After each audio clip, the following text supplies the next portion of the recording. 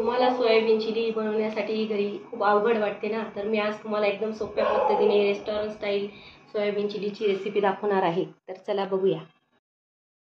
नमस्कार मैत्रिणींनो, मी रुपाली. माझ्या यूट्यूब चॅनलमध्ये तुम्हा सर्वांचं मनापासून स्वागत आहे.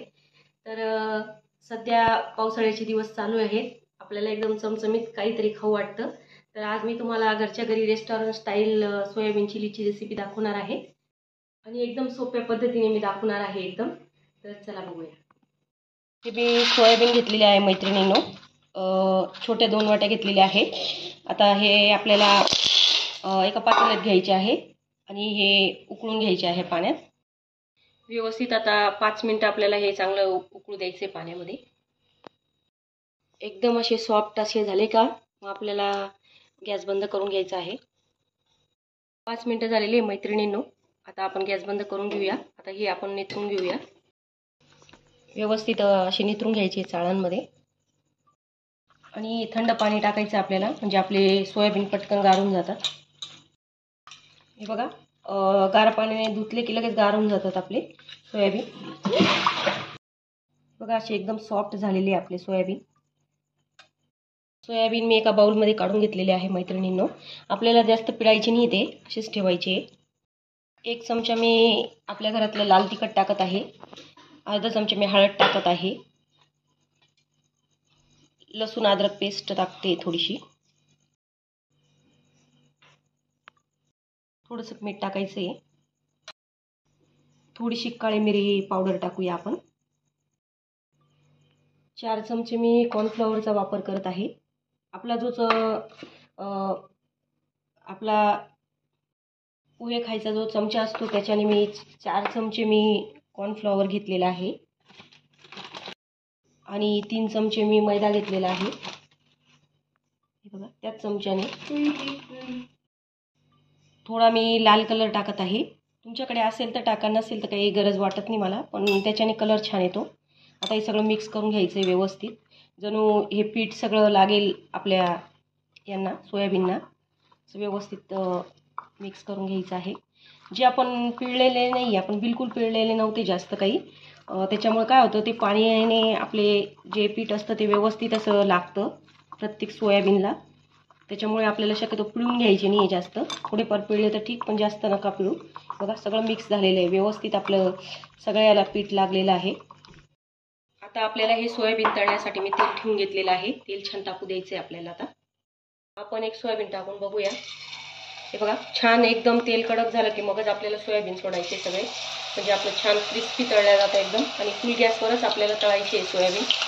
बघा छान तापलेलं आहे आपलं तेल.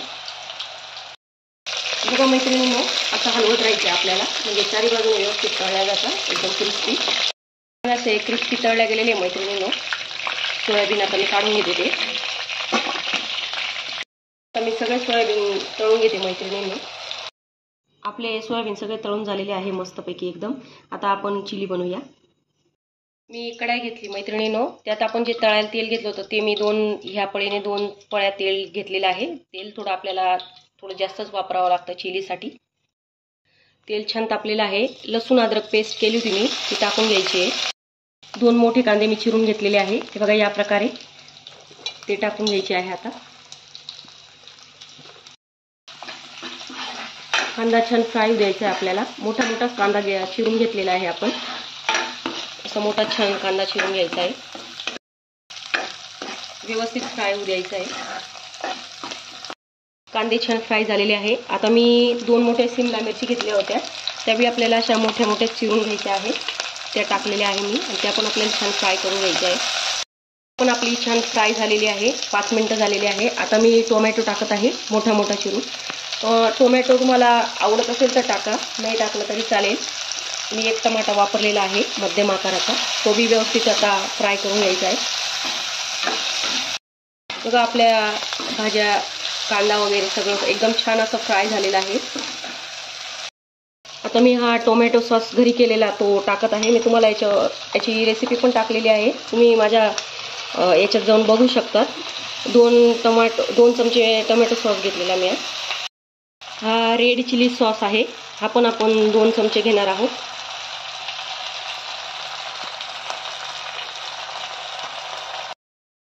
हा ग्रीन चिली सॉस घेतलेला आहे, हा बी मी 2 चमचेच घेणार आहे. हा सोया सॉस आपण 1च चमचा टाकणार आहोत. हे व्यवस्थित सगळं मिक्स करून घ्यायचं आहे आपल्याला. गॅस आपल्याला एकदम बारीकच ठेवायचा आहे. 1 कप पाणी टाकायचं आहे आपल्याला. व्यवस्थित हलवून घ्यायचं आहे. त्याला उकळी येऊ द्यायची छान. हे 2 चमचे मी कॉर्नफ्लॉवर घेतलेला आहे मैत्रिणींनो. त्याची आपल्याला पेस्ट करून घ्यायची आहे, थोडी पातळ अशी. बघा अशी पातळ पेस्ट करून घ्यायची आहे. छान उकळलेलं आहे आपलं हे पण. त्यात टाकून घ्यायची आहे आणि मिक्स करायचं लगेच. आपल्याला विनेगरचा वापर करायचा आहे. 2 चमचे आपल्याला विनेगर टाकून घ्यायचं आहे यात लगेच आणि व्यवस्थित मिक्स करून घ्यायचं आहे. बघा आपलं बॅटर छान झालेलं आहे, परफेक्ट. आता यात आपण हे सोया चंक्स टाकून घेऊया आणि व्यवस्थित मिक्स करून घेऊया. आता थोडीशी आपल्याला काळी मिरी पावडर टाकायची आहे.